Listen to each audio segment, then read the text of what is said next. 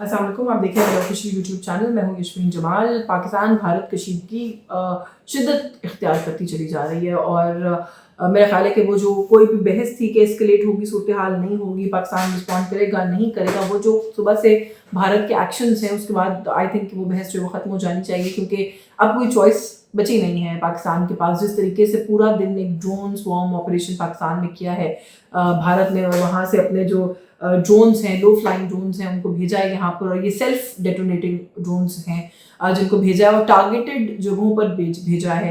बहुत सारी चीज़ें ज़ाहिर है सेंसिटिव इन्फॉर्मेशन होती है जो कि इस तरह से देने की नहीं होती है, लेकिन ये सारे जो टारगेट्स थे या साइट्स थी जहाँ पर हमने ड्रोन्स को डिसेबल किया है और गिराया है, ये सारे मकामात जो हैं इनकी कोई ना कोई सिग्निफिकेंस, कोई ना कोई इंपॉर्टेंस है।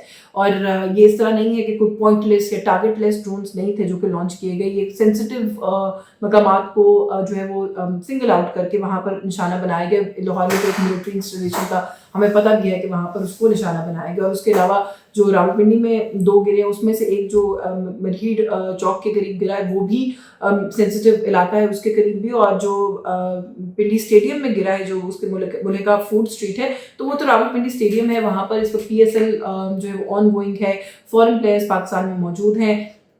मैच भी होना था आज, बल्कि जो कि पोस्टपोन करना पड़ा है, और अब हमें बैठ के इसको रिकन्सिडर करना पड़ रहा है कि हम मैचेस को या तो जो पिंडी वाले मैचेस हैं उनको आउट ऑफ पिंडी शिफ्ट कर दें, या फिर इवन PSL को ही दुबई ले जाया जाए। सो कहने का मकसद ये है कि ये भी एक टारगेट है। आज जो डिप्टी प्राइम मिनिस्टर इसहाक डार साहब, उन्होंने प्रेस कॉन्फ्रेंस के अंदर ये कहा कि PSL को टारगेट करने की भी एक बड़ी ही सोची समझी कोशिश है, जिसकी वजह से पिंडी स्टेडियम को इस तरीके से टारगेट किया गया है। सो भारत जो है वो, मुझे लगता है कि अपनी वो जो बेइज्जती हुई है सादा ज़बान में, वो खिफत मिटाने के लिए जो है उन्होंने आज का पूरा दिन अपने लोगों को जो है वो उनके ऑप्टिक्स के लिए वहाँ पर ये छोटे छोटे जो खिलौने हैं वो वहाँ से यहाँ पर भेजे हैं, जिनको हमने मार गिराया है बहुत बड़ी तादाद के अंदर, तकरीबन 28-29 तो हमने ड्रोन्स उनके गिरा दिए हैं।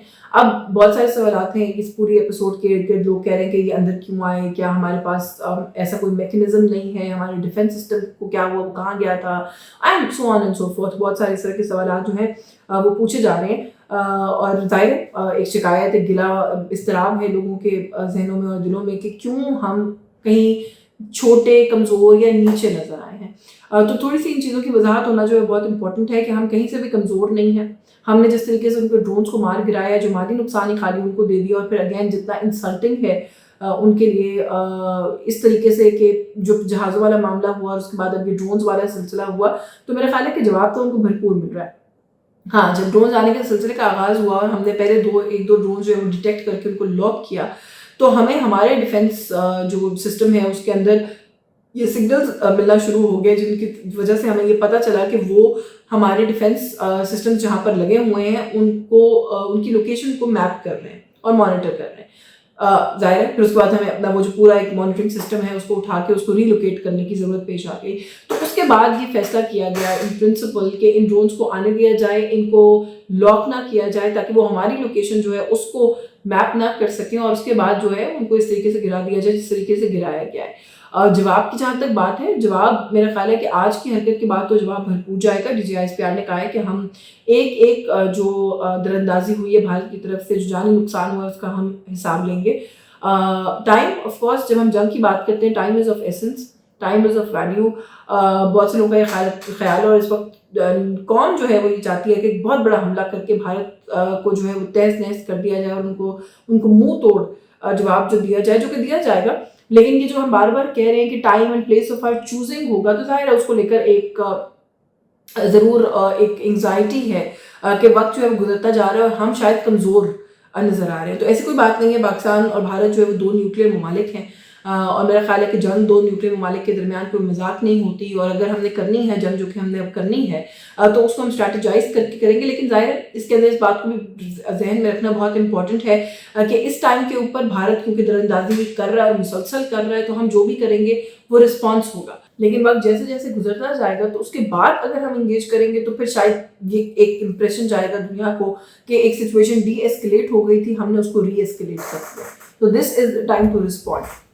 इंटरनेशनल कम्युनिटी की अगर हम बात करें, सऊदी जो है वो सालिसी की जो है वो पेशकश कर चुके हैं, वो बल्कि दौरा भी किया है उनके फॉरेन मिनिस्टर ने। इरानियन जो फॉरेन मिनिस्टर है वो सालिसी की पेशकश कर चुके हैं, डिप्टी फॉरेन मिनिस्टर बल्कि दौरे पर भी हैं।